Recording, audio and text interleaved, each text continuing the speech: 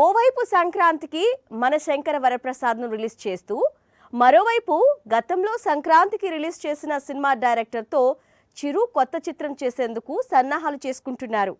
అన్నీ కుదిరితే మళ్ళీ సంక్రాంతికి ప్రేక్షకుల ముందుకు వచ్చే ఏర్పాట్లు జరుగుతున్నాయి. ఇంతకీ ఎవరా దర్శకుడు అనుకుంటున్నారా?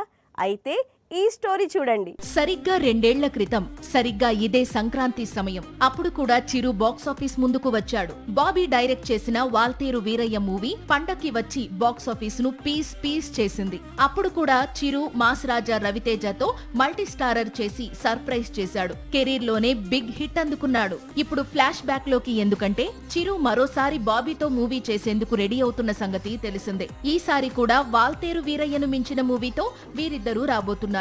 అంతేకాదు మరోసారి సంక్రాంతిని టార్గెట్ గా చేసుకుని షూటింగ్ షెడ్యూల్స్ ప్లాన్ చేస్తున్నారట.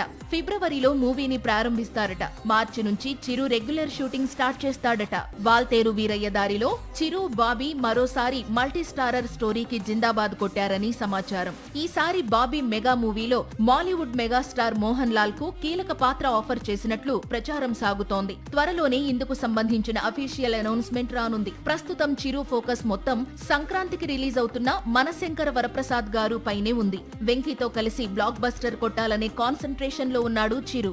సాక్షి టీవీ ప్రసారాలను నిలిపివేయటం చట్టరీత్యా నేరం. సాక్షి టీవీ ప్రసారాల కోసం మీ స్థానిక కేబుల్ ఆపరేటర్ను వెంటనే సంప్రదించండి. DTH లో ఇంటర్నెట్ లో కూడా సాక్షి టీవీ ప్రసారాలను వీక్షించవచ్చు.